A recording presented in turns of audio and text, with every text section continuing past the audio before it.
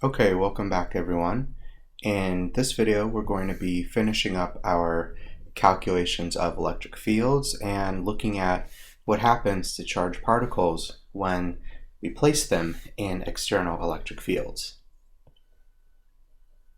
But first, let's do one more example problem of how to calculate the electric field of a charge distribution. So here we have half a ring of charge, and it's got a negative charge, and we're given the radius, and so we can actually calculate, even though it's not given, the linear charge density, which is the total charge divided by the total length. Now in this case, that's going to be the charge, which I'll leave as Q, and the length, since it's half a ring, is just pi times r. Okay, we can also write that that's equal to, as always, dq, and in this case, ds. ds being the spatial variable. So if I have a small chunk of the ring, it will have a length of ds and carry charge of dq. And at point P, with a positive test charge, it will create a field, dE, going this way, because the ring has negative charge. So that would be dE. Then we would have, as usual, dex and dey. And we can make the argument from symmetry that dey is going to cancel. So the only contribution that we're going to have, this is our angle theta here, is we're going to have essentially the integral of dex. So let's figure out how to set that up. So as before, it would be dE cosine theta, and dE is k dq over r squared. Now, r is actually big R, so that's not changing. But how do we write dq? Well, we start with the fact that dq is equal to lambda ds. And then we realize that on a circle, s is equal to r theta. So therefore, ds is r d theta. And that means that dq is going to be, excuse me. So I'm working on one of those Microsoft Surface tablets, and if you touch the screen the wrong way, then it shows you the home screen complete with all the apps that you can't get rid of from a school computer. Okay, so if I take ds and plug it into here, I'm going to get lambda r d theta. So I take that and I plug that in for dq, and we get the integral of k lambda r over r squared, and then we have cosine theta d theta. So one of those r's cancels. Okay, now this is good because we have everything in terms of theta. We don't need to move anything around, and k lambda over r is a constant. And so what we can do is bring it out and write it as k lambda over r times the integral of cosine theta d theta. But now we need to look carefully at what our theta actually is. It looks like it's starting at 0 at the center of the ring. So if we go from 0 to, for example, pi over 2, that will give us half the ring. And then we could go from 0 to negative pi over 2. So we could go from negative pi over 2 to pi over 2. Or we could do twice the integral from 0 to pi over 2. It's going to be symmetric. And the reason for that is that we're going to get 2 k lambda over r times the sine of theta evaluated from 0 to pi over 2. And that's just going to be, the sine of 0 is 0, and the sine of pi over 2 is 1. So that's just 2k over r. But let's put in what lambda is. Lambda is actually q over pi r. So that's 2kq over pi r squared.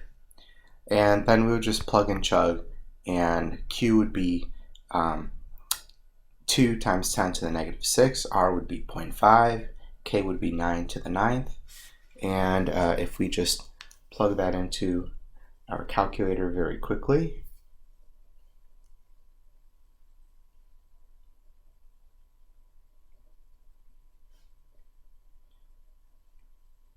so that's going to give us about 46,000, and that's going to be in the negative I hat direction.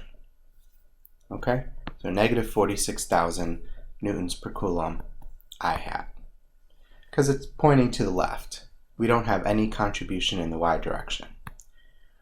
Okay, so that's one more example of how to calculate an electric field. So let's move on and talk about what happens to charged particles in electric fields.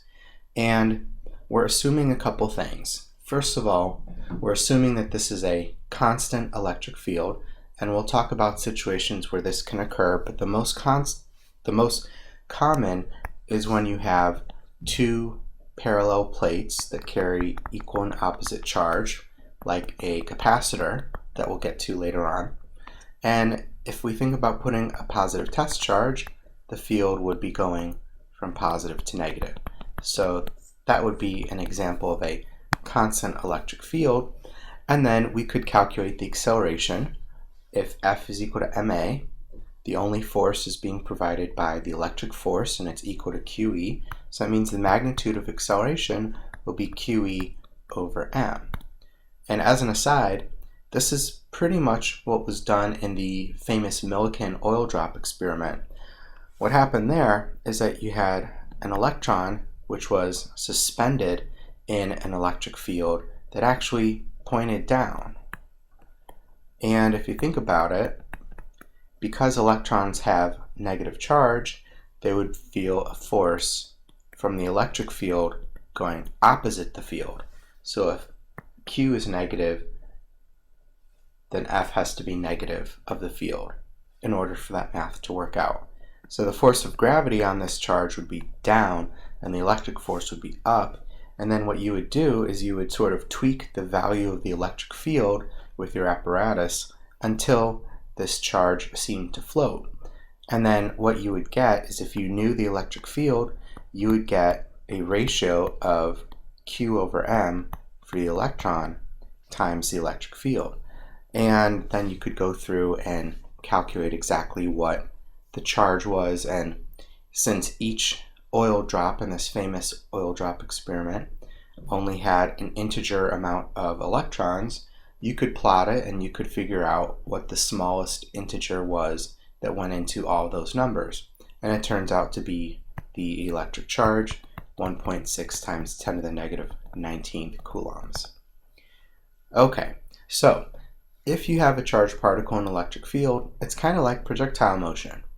If you just turn your head 90 degrees, so you're thinking about the electric field going down, then the electric field could be like the gravitational field. And if you just let go of a charged particle, it will either go with or against the field. And if you project it with an initial velocity, it will act like a projectile. So let's see a couple examples of this.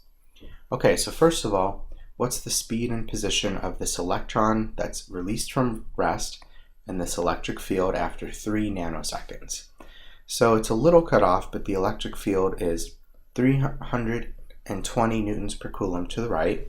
So that means we're going to have an electric force going to the left because F equals QE, and that's equal to ma. So that means the acceleration will be, as we said earlier, Q over m times E.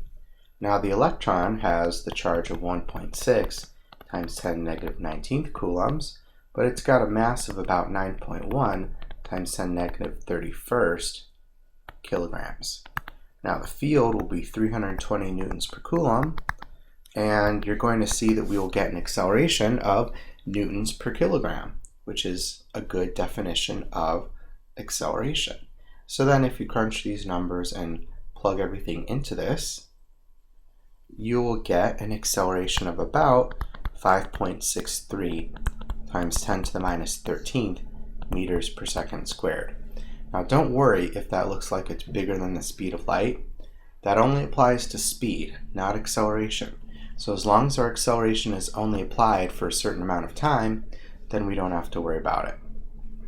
Okay, now to get the velocity, v final will be v initial plus acceleration times time, and technically that's going to be in the negative I hat direction. So if VO is 0, we just multiply that by the time, and we're going to get a very reasonable 169,000 meters per second, and again it's in the negative I hat direction. Now if we want x final, final position is x naught plus vx naught t plus 1/2 ax t squared. And notice that I'm being careful to label everything. We'll just assume it starts at 0 and it starts at rest, so we just have our acceleration term. So if we use our kinematic equation,